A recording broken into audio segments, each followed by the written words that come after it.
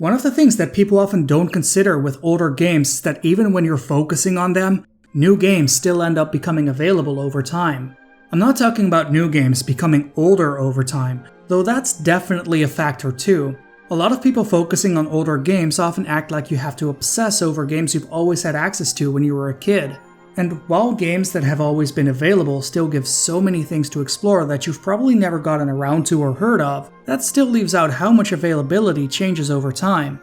10 years ago, when the sequel to Rocket Slime came out, what was available for emulation and at what quality wasn't anywhere near what we have now.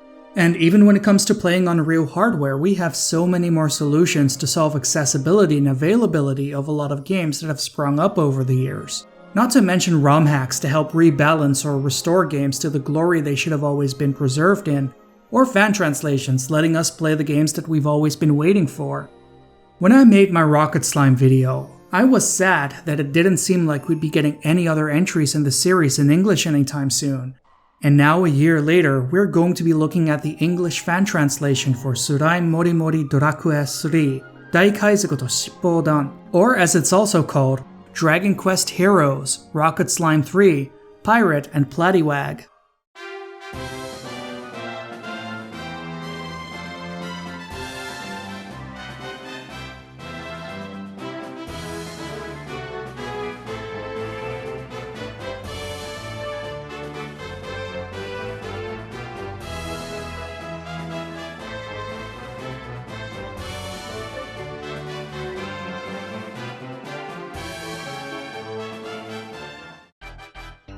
Rocket Slime 3 once again follows Rocket and his friends. This time around, the Platypus gang steals a collection of special magical orbs that are in the possession of the royal family, and it's up to Rocket and his friends to get them back. Although this time, the stolen goods aren't just lying around in nearby areas of the country, they're spread across the entire planet, awakening all sorts of ancient evils where they land, so Rocket and his crew sail the 7 seas to bring the orbs back home. It's interesting to note that this story is completely detached to anything that happened in the previous Nintendo DS title. A lot of the same characters appear, but nobody is familiar with each other, nor do people make references to or remember past adventures and exploits. Looking back on it, Rocket Slime on the Nintendo DS was the second game in its series with no references or recollections of a past entry in its story either, so it's nothing new under the sun. But it is important to bring up in case people were expecting a continued adventure.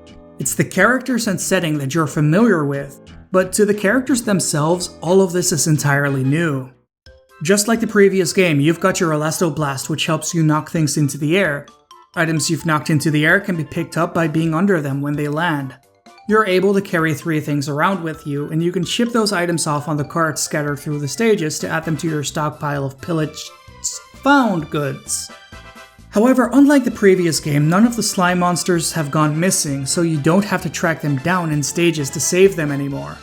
This does the flow of general stage progression a lot of good, especially the first time exploring new areas. You used to get bombarded with all these messages thanking you for saving the slimes, having to open a menu to read them just so the inbox notification would stop distractingly being on the screen. Thankfully, that's all gone now, and you can just focus on going through the stage itself and worry about the other things later. There's also a lot more bosses now. Every major stage that an orb made its way to has transformed something from that area into a giant stage boss with its power. And the bosses are still not great. The past problem of you having too much health for anything to really be a threat is still a thing here, and pretty much all the bosses can be dealt with by just slamming your face into them until they go down. You can still just ignore the mechanics and don't have to bother even attempting a dodge. Bosses cannot do enough damage to take you down before they're defeated themselves, and it's really a big shame because I actually really like their designs and personalities in this game a lot. For the most part, the regular gameplay is pretty much identical to the previous game. The stages flow exactly the same, except you don't save any slimes and you don't encounter giant tanks in them, which helps give the stages themselves much better pacing than they previously had. Though the things that slowed the past game down are still here, they're just awkwardly segregated to their own parts of the game. Speaking of awkwardly segregating things to their own parts, let's move to the part of the video where we talk about ship combat.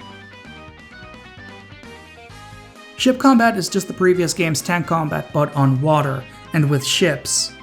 Okay, maybe it's not exactly like it. Let's start from the beginning here. Rocket Slam 3 doesn't have a world map where you select the next area and then get teleported there. Instead, you get a giant overworld and a small ship. So you sail your way across the 7 seas to get to where you want to be. Visually, it's got a really strong Wind Waker vibe going, and I love that. The world map is divided into 9 smaller maps, which you slowly acquire piece by piece as you play through the story. You can't go to areas you don't have the map to yet, so don't expect the total freedom of fuck-all content to find like you would have in Wind Waker though. The areas are still fairly small, but there's still enough things to find and explore in them. If you touch any of the enemy ships on the world map, you get dragged into ship combat. Ship combat is just the previous game's tank combat, but on water, though the context surrounding it is drastically different now. These fights being random encounters on a ship you're consistently on while sailing the seas means your health doesn't always start off as full. The damage between the battles stays.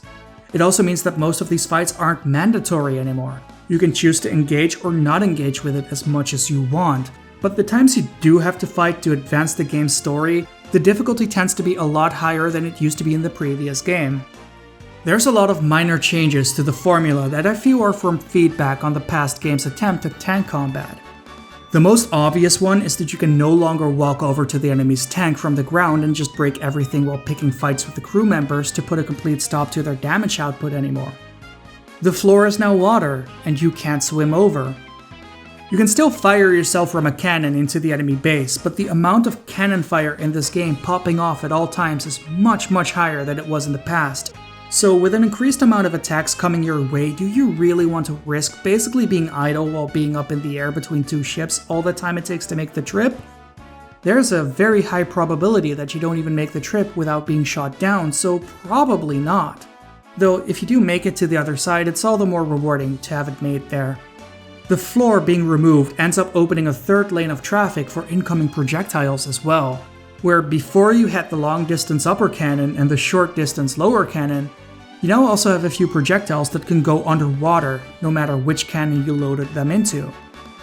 The underwater lane tends to be low in traffic since there's so few ammo for it, but it's a nice addition that adds just a little bit of extra depth to the combat, literally. The biggest reason that there's more things being shot out of the cannons this time is that there's much bigger variety between the different ship types than the tanks ever gave you. Every ship's deck has its own layout, and better ships end up having more ammo spawning points. This is something that the game builds up in 2 ways, and I'm still not sure where I stand on this when it comes to what it does to the pacing. The first is that they tone down the scope of the ship combat for the first half of the game. You're solo on your ship, usually going against another solo captain. Though with the various enemy types and their stats, this means you can carry 3 stacks of ammo while they can just carry 1, so you massively overpower them. It's not until the second half of the game that you're given the ability to recruit crewmates that the ship combat goes into full swing. And by the time that this starts happening, chances are you've gotten a decent amount of blueprints from beating up enemy ships, so you can start customizing your own ship into a weird abomination from pieces of different ship designs.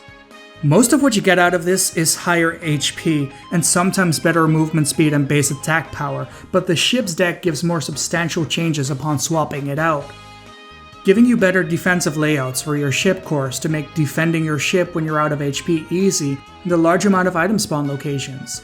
This is of course also true for enemies running the ship types that these decks originated from. So as you get better teammates who can carry more ammo, you start getting ship decks that can keep up with 4 people on board of one ship constantly gathering and firing items. The downside to this is that it can make a lot of the ship combat a lot longer, especially with the more important encounters. Small fries can often just get taken out with a single good hit, especially thanks to the summons you get in this game. Yeah, ship combat has summons this time around. You really just use the bosses you've defeated along the way to sink other ships. Their items are slow, there can only be 1 active at a time, and they're easily shot down, which ends up making them perfect to just take down the smaller, weaker ships faster since they're not as likely to take it down. Once a ship is down to 0 HP, ropes shoot out to connect the 2 ships and attempt to board them so you can destroy their core and win the fight. It is pretty much identical to the process in the previous game. You don't have to worry too much about your ship's health deteriorating to the point that you can't travel anymore either. Anytime you land at a settlement or a town, your ship is restored to full health. There's also a few healing spots on the map that can help you stay around and explore longer. One of the stranger additions to the world map and ship combat is the battle gates. Battle gates are these big gates where you have to fight a number of opponents consecutively without being healed in between fights. The game says you go game over if you lose, but you're just returned to town with all the money and blueprints you earned before being taken down anyway. So the risk isn't anywhere near as big as it's made out to be. The format itself feels a bit odd compared to the rest of the game too, considering the scaling on the enemies you're facing back to back is way higher than most individual fights in the game.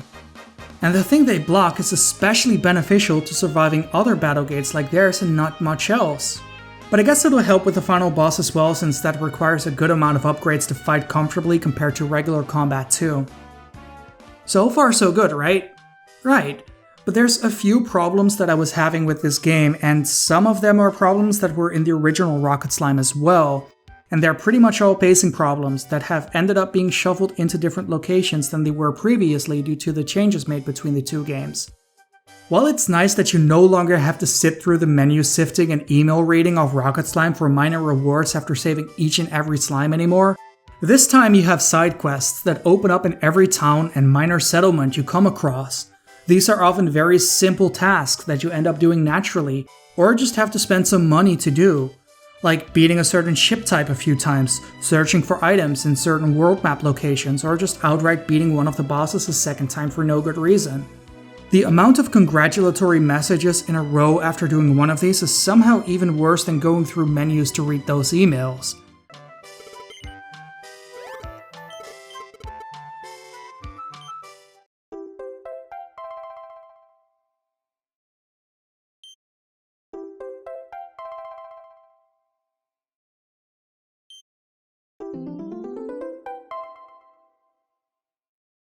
You get a confirmation you succeeded in doing the task, a confirmation you got a title for having done the quest, a confirmation you got an item for doing the quest, all playing out pretty slowly with big fanfare as if you're opening an important chest in Illusion of Gaia. And since you're probably in town to wrap a bunch of cleared quests you did in one go, you can expect to sit through a number of these back to back. Side quests are of course optional, but a good number of them are really necessary and often feel like an intended part of the game's grind to get ahead. In Rocket Slime on the DS, if you couldn't beat a tank fairly, you could always just board their tank and beat the people up inside while your teammates were shooting on an immobile object. Here, you don't really have that option, so your only means of getting ahead are playing fair and getting more HP and better weapons. You need a lot of items to get to those. And a lot of the time, the quest rewards can help skip a step or two in trading for them. Trading, which really just is crafting by another name, is just as tedious as it was before, requiring quite absurd amounts of items to be collected to create the next tier of item, which more often than not is just what you need to get to the next tier of trading items. Which then leads perfectly into upgrading the ship directly instead of using customizations. The upgrades all need 2 items to improve the ship's stats directly, and a lot of times these are items that needed to be traded for, unless you get really lucky with the random drops at sea, though even then if you get lucky you'll still only have 1 item of 4. So now you already have a big reason to grind out item farming in stages, but you probably also want more crewmates. Well, you can get those by capturing enough enemies as well. Since there are no captive slimes, that also means that they won't join your crew upon having saved them. So the new source of new crewmates, and you're going to want those, is capturing 20 of each enemy type in every area to add them to your crew. This can take a while. Capturing 20 of each enemy type is also considered a form of side quest, so you have to go through all these confirmations and congratulations when you're recruiting them as well. It might sound like I'm ragging on the game now, but the main issue with Rocket Slime 3 is that most of the improvements and additions end up kind of just taking the things that slowed the pacing down in the past game and putting them all together in their own section that you can't immediately access. So it all just ends up pooling together in the second half of the game, which can make the endgame feel like a drag. It certainly did this for me. And I get it, it's a handheld game. A lot of handheld games are designed with simple repetition in mind while you're playing these systems, while you're out and about, or if you're like me back in the day, having your TV on in the background instead of focusing on them as heavily as you would with a game on the big screen. But it can still be a bit of a drag to spend all this time walking in and out of maps to get the 2 enemies I need to capture to respawn until I finally have the 20 that I need. And that's still not as bad as some of the trading resource gathering can get, with a number of them being stage goals, so you have to repeatedly clear stages to get to them. But on the other hand, we get to see more platypus incompetence each stage while their theme plays, and that is a reward in and of itself. This being a 3DS game instead of a DS game means we get to hear the theme songs with less compression as well. The soundtrack is a bit of a letdown in general since it's basically just the DS game's soundtrack with less compression, but on the plus side, I really love that platypus music, so I'm not complaining. Exploring the new areas is a lot of fun, and the adventure itself is as charming as it ever was. I also quite like the big map, not just because it reminds me of Wind Waker, but because everything is just so pleasing to the eye and how it looks. So every time I was allowed to go to a new area, I was really excited how it would look this time. And it wasn't until I was making my way to Gun Valley and had enough of the map unlocked that I noticed that, hey, this is actually based on a map of the real world, and Gun Valley is where New York is. Oh, holy shit.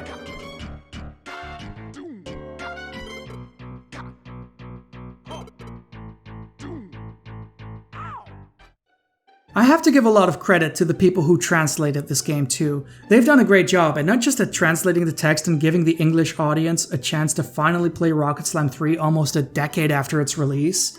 They also went all the way to give us English area signs and images to make it feel like an official localization effort in line with the original. It was their intent to make it fit alongside the DS game, and I think they've more than succeeded in doing so.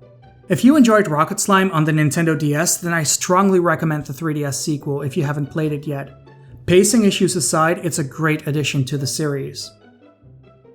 So, when it comes down to how to play it, the official site for the translation gives you a rundown on how to get this game running on a hacked 3DS with a legal copy of the game. So if you're not the pirating type, but you want this pirating game anyway, it's entirely possible to play the game legally, which is really great. Now, if you've misplaced your 3DS and you can't find your copy of Slime Mori Mori 3, which can happen, and you're fighting off scurvy with Citra, I'm going to have some non-direct instructions in the comments to help you find your way with that. Massive thanks for Debit on Discord for telling me this game is up and running on Citra now. I really appreciate it, and I'm really glad that I got to play it finally. This was actually the first time I've used Citra, having had no past experience with 3DS emulation, and I can safely say that this is a very good emulator. From what I can tell, it's advancing in quality at a rapid pace, with update reminders showing up very often when you boot it up as well, so it's just improving really fast. So that's another large library just waiting to be explored beyond the normal means of reduced availability official releases keep trying to tie us down to, especially if you're European. And yeah, I'm aware the recording quality is not the best on this video. I could upscale this game to look better, but if I record on OBS alongside that, the performance takes a big hit every time there's a stage transition or a large number of particle effects. I'm sure that in a year's time, Citra will be good enough for even my computer to handle the game running at 4 times the resolution while OBS is running, but we're not quite there yet. Anyway, this was AboveUp, and it's nice seeing a game finally get translated 10 years later. The original was a big reason why I got my Nintendo 3DS originally, and it becoming clear it was never coming out officially was a big part of me also getting rid of my 3DS. I mean, there were a lot of other factors in that as well, but it played a big part of it. The next video doesn't belong in this world, but it was not by my hand that it was chosen. As always, this video was brought to you by people supporting me on Patreon. If you would like to become one of the names you see scrolling on the screen right now, you can head over to patreon.com/aboveup, and I will, see ya.